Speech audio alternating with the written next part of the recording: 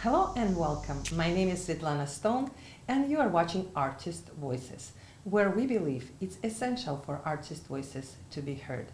And we are pleased to have Wong here at Public Media Network to learn about what does it take to be a musician in the 21st century.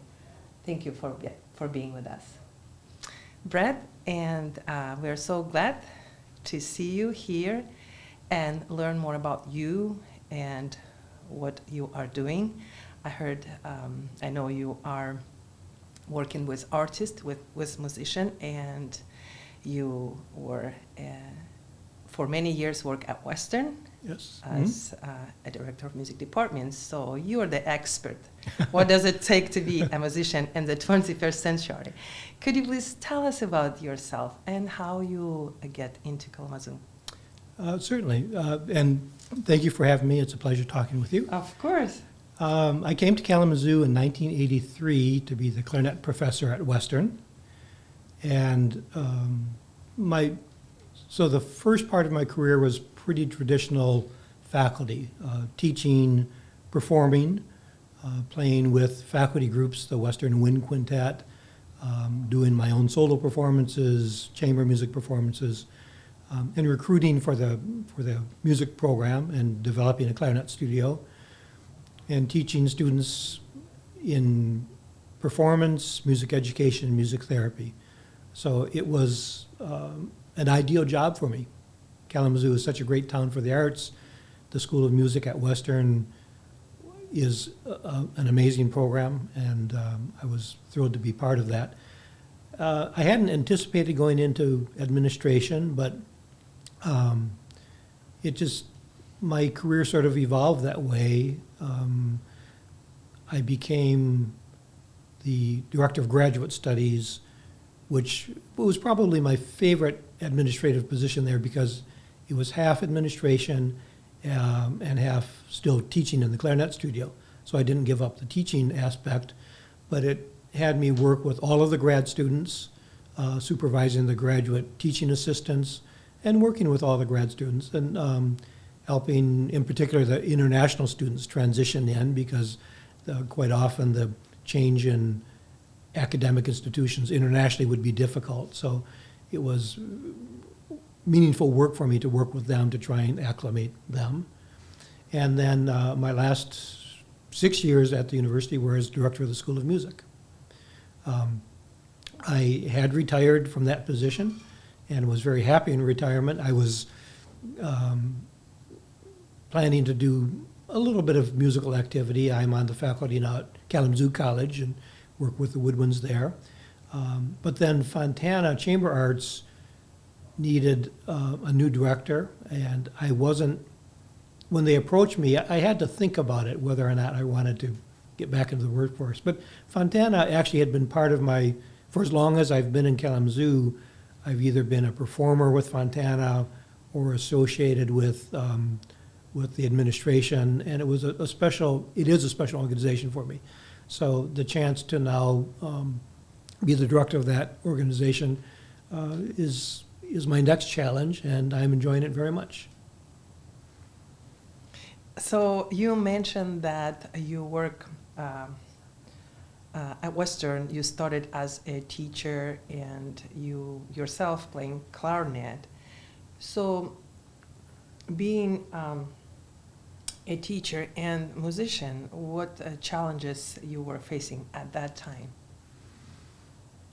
In academia, it's a pretty rigorous profession. There's a lot of expectations that you have to recruit high-level students, you have to continue to excel at your craft as a performer, and you have to provide meaningful service to the university. And they make it clear that you're evaluated in all three areas to get tenure. So you're very mindful of that, and it is a lot of work. I think a lot of university teachers feel like they're stretched a little thin trying to be a really good teacher and a really good performer. You make it work, but it is challenging.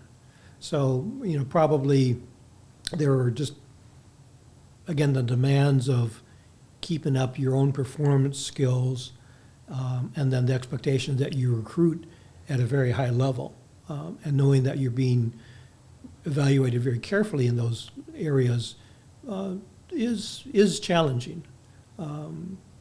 But the faculty at Western does it well, and that's why it's such a good school of music. And I was, very pleased to be part of that, both as a faculty and then as an administrator.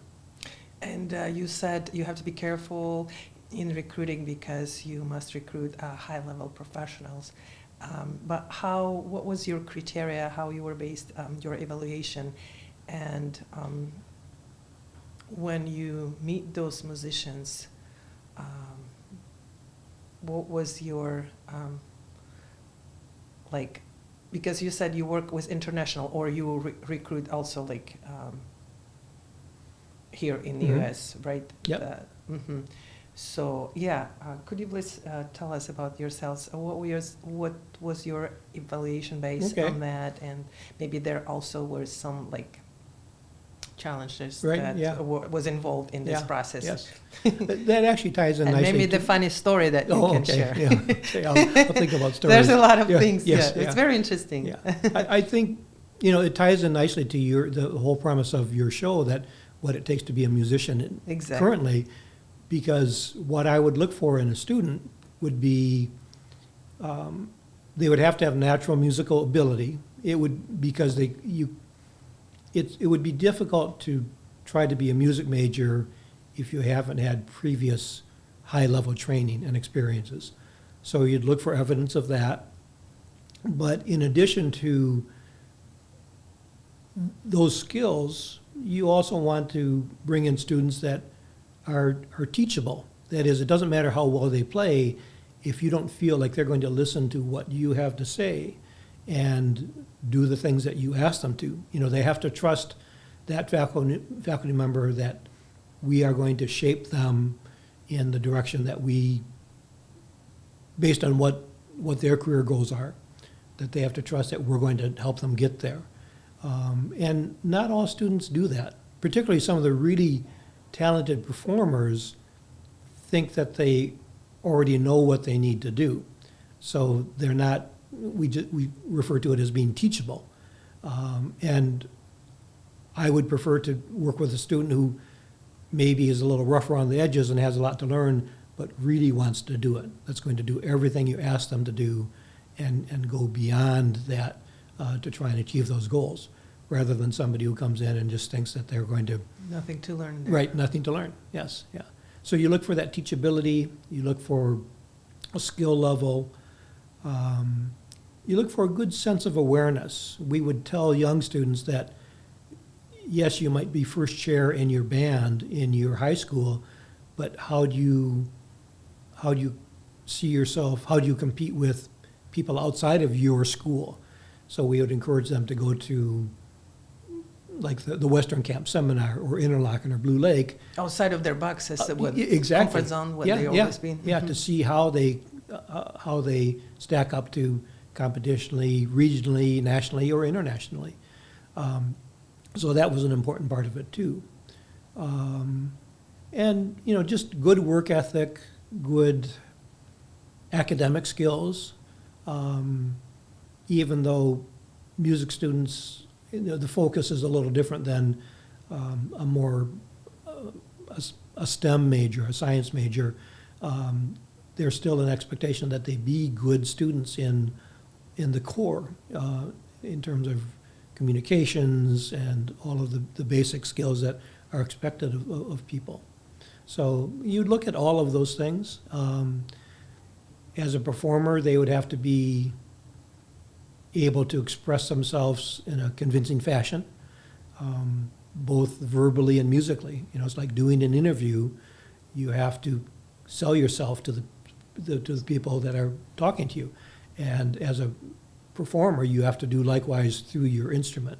So they would have to have strong communication skills, both as a performer and verbally, and written also.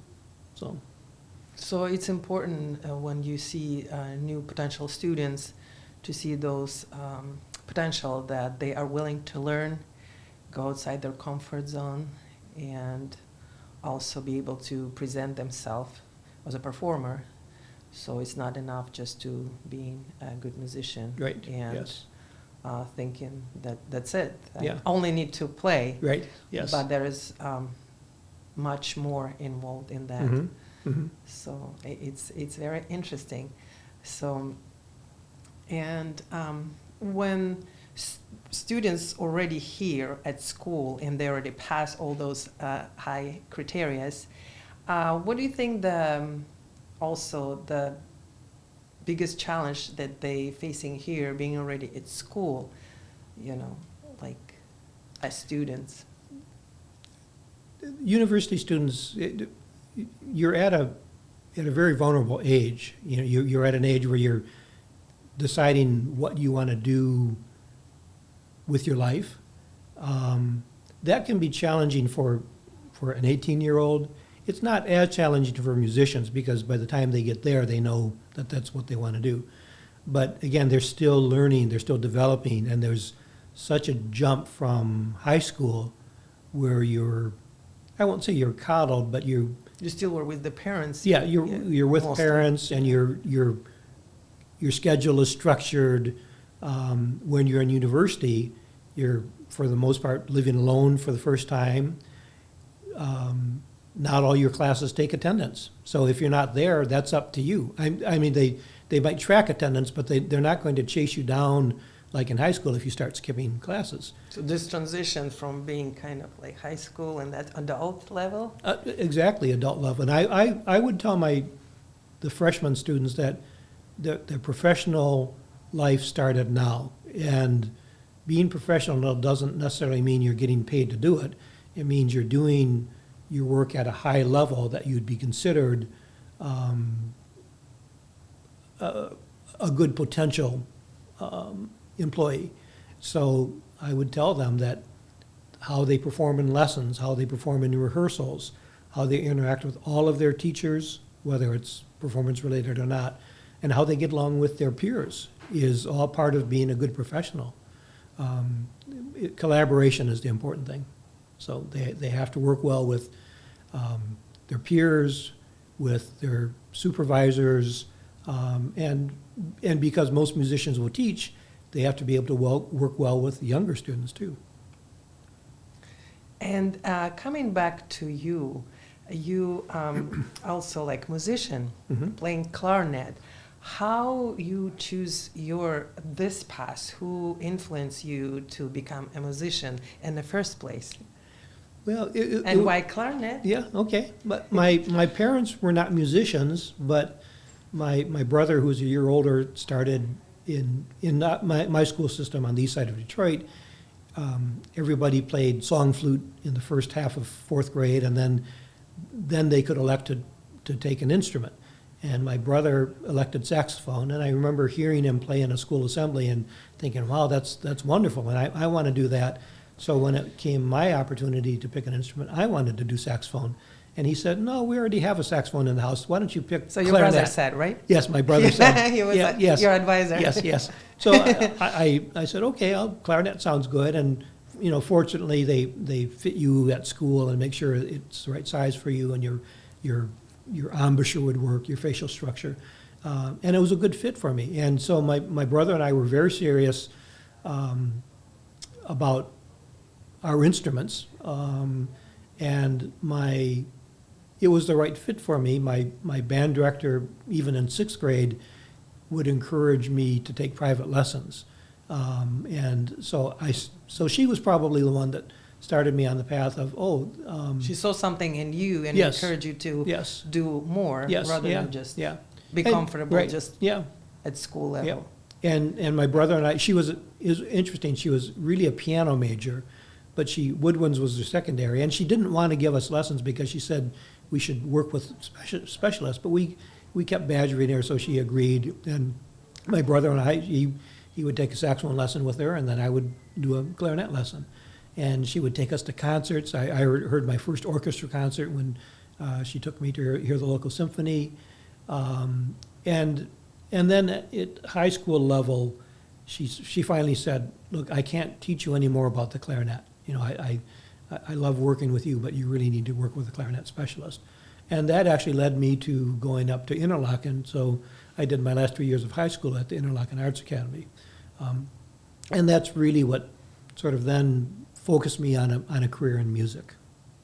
So this is really fascinating because, you know, like many teacher would not give up student. You know, you Yes. have student, you have your income, and why should I send to someone else? Yes. But I see in this situation that she was really care about you as a musician and Right. wanted you to grow. Yes. So she was just ready to let you go Yep. and continue, especially push you to this direction. You know, I think it's a very important. I don't know how we can call it, the ability of teacher rather than just hold it. Sure. You know, Yes. just let it go to someone who Yes. you really care. Yeah. So this is really fascinating Right. story, Yeah. you know, because not many people gonna do. They want to keep you, you Right. know, until you. Yeah. And I would tell particularly my music education So students. would it be like, yeah, would it be your like advice to do the same thing Mhm. to the teachers who work with the student and they see, okay, there's the potential, they cannot give them anymore, like.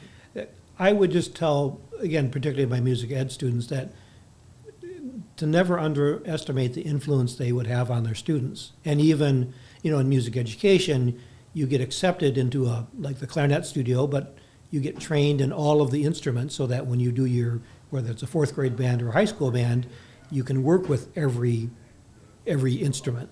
And I would tell them, you know, you will work with instrumentalists that are more talented in that instrument, or even as their primary instruments. I would tell them that sometimes, even as a clarinet music ed major, you may be lucky enough to get a high school student who plays better than you do, and you know you need to encourage that and mold that, and regardless of the instrument. So if they got a very talented flute student, they needed to recognize how far they could take them and when to get them more towards a flute specialist, and to give them the opportunities that they need in each of their instruments. But again, the important thing is that their influence as in music in general is very important, and to never underestimate that. Thank you. Yes. Thank you.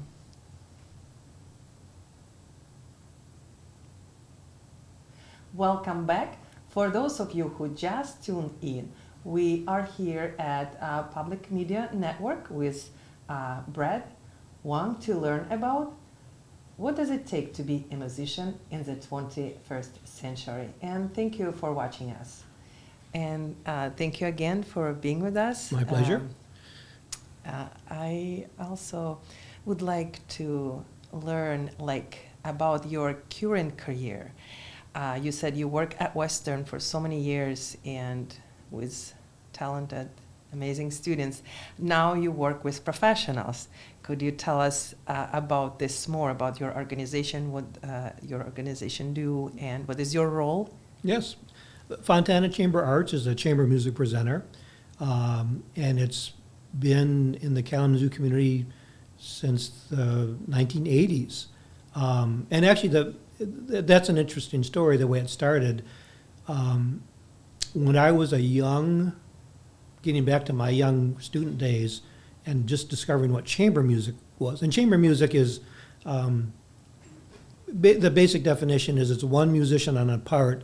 So unlike a big orchestra or band, it would be a string quartet or a wind quintet where you have one player that's playing their own part, and usually without a conductor. And the core of classical music, there's so many, every great classical composer has a huge body of chamber music.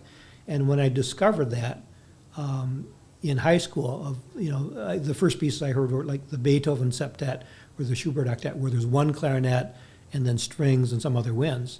And hearing that sound was fascinating to me. And I was looking for recordings, and there was a group called the Melos Ensemble of London that formed to do that kind of repertoire. And I collected all their recordings, and it turns out the one of the founding members, the horn player, came to teach at Western. So I had graduated from the University of Michigan and heard that actually the teacher that I worked with, David Schifrin, had joined this ensemble called the Fontana Chamber Ensemble in Kalamazoo. And I thought, I need to come hear them sometime, but I was still living on the other side of the state and actually never got to hear them when David was playing. But when I got the job at Western, at that point, Neil had retired from the university, but he was still running the Fontana Chamber Ensemble. So at some point, I had the opportunity to start performing with them. So I was able to perform with some of the musicians that I grew up listening to. Neil on horn, and he would bring in some of his colleagues from England. So it was really a thrill for me to sit in with these players. Fontana, at some point, merged with the Chamber Music Society of Kalamazoo that brought in preformed chamber groups. My association with Fontana continued as both a performer and just going to their concerts. And then at some point, my wife, Betsy, became an administrative director with Fontana. And so it was a very, very close connection. Unfortunately, she passed 5 years ago. And so again, when Fontana needed a new director and they approached me about doing it, it just, between my personal connection with them and my love of chamber music, it just made sense for me to say yes. So now my life centers around chamber music, which is very special. And I talk with managers about bringing in amazing chamber ensembles. We've had 2 concerts, the Catalyst Quartet, which is a string quartet, and just last night, the Isidore String Quartet, which is a young group, but I predict that they're going to be a really major ensemble in a few years. And it was special for Kalamazoo to be their first public concert. And not only is it special for me to work with management about bringing in these groups, one of the things I want to do more of is engage in the community. Between the pandemic and other things, Fontana hasn't done that much in the community, but we're getting back to doing things for young musicians. I also want to try and provide local musicians with performance opportunities. That's great. Yes, actually. yeah. It's very good to involve local. So there's both an educational component working with young students and then trying to provide opportunities for local musicians to perform in addition to, again, bringing in these major ensembles. So it's a very special job for me. I love doing it, and it's probably the only thing that would have brought me out of retirement. I love coming to work every day. I love coming to the Epic Center and being with the other arts organizations, the Kalamazoo Symphony, the Gilmore Keyboard Festival, and working with these groups to partner and come up with interesting programs and interesting opportunities for the community. And you working with musicians, what would be the advice that you would give it to them that would help them? I think it's important these days that musicians, again, it used to be enough to be the best player that you could be, but nowadays it has to go beyond that. You have to be able to communicate with your audience in a way that they feel like you are reaching out directly to them. And that's a special thing about chamber music. As much as I love playing in orchestras and playing Beethoven symphonies, when you're playing in a small group, the Mozart quintet with string players, you feel like you are communicating directly with the other musicians, but also with the audience. There's that, and that's the term chamber music. It originally was music played in royal chambers for a small select group. So now we don't want to feel like it's a select elite audience, but we want to keep that intimacy of it's a small group on the stage playing directly for the audience. And that's the special part about chamber music. So for musicians these days, it's really important that your presence on stage is not only top-level performer, but one that the audience feels like you are reaching out directly to them and playing for them. So there's that connection between the performer and the audience that's important. So at the end of the day, you're not playing for yourself, but you're playing for the people, and you want your music reach them, Yes. that your message Yes. could be heard. Yes, exactly. So, it's really about communication. Communication. And I found that, as director of the School of Music, I was always dealing with lots of issues, right, between students and faculty and parents. And I always found that the issue was always communication, that if communications had gone the way they should have, I'm not saying it would have avoided all the issues, but it would have made them much more workable. So I'm more and more convinced that not only in people's personal lives and professional lives, whether it's as a musician on stage or as an administrator or in an office job, or as a musician today, your work quite often involves that administrative work to sort of create your performance opportunities.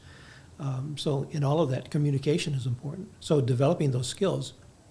I did learn as a young student at Interlaken, I was surrounded with really talented high school players, and I actually felt like I didn't belong with them because they were so talented. But I did find that they spent all their time in a practice room, and they had trouble relating to their peers. And at Interlaken, it was okay. Because they found ways to sort of nurture that. It was a small school, but I still find that there are a lot of very talented musicians who don't spend enough time outside of their practice room, just engaging with peers and colleagues and other people, so that their communication skills are more genuine and sincere. So that is important. Yeah, I agree. Communication is important. Yes. And how people can find more information about your future performance? Is there the website they can go and see the scheduled artists that coming in Kalamazoo? Yes. Yep. fontanamusic.org is our website, and it lists the current concert schedule with information about the artists. It lists previous seasons. It has a section on our community outreach, which is expanding, so there's a lot of information there. You can tell us the name of the group that you're planning to bring in the future to Kalamazoo, or? Sure. The next group in March is we try and do at least one jazz concert as part of a chamber music series, and the Emmanuel Wilkins Quartet. Emmanuel is a saxophonist that if you look for rising stars, a lot of newspapers and sites have a rising stars section, and Emmanuel is all over those. And the chance, again, to bring him in at the beginning of his career is wonderful for us. So he'll be doing a class for the wonderful Western jazz students, and we're also going to have him do an open sound check and question and answer section for community students. So we're hoping to get young jazz students in to sit and watch to see what they do in a sound check, and then a chance to talk with Emmanuel about his life in music, as we are doing now.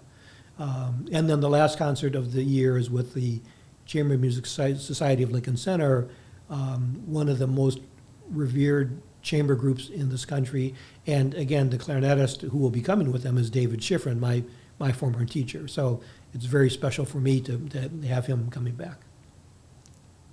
Thank you so much. Thank you for being with us, for your time and for sharing your stories and for your valuable advices. Thank you so much. It was my pleasure. Thank you, Svetlana. It was a pleasure Yes. to have you here. Thank you so much. Thank you.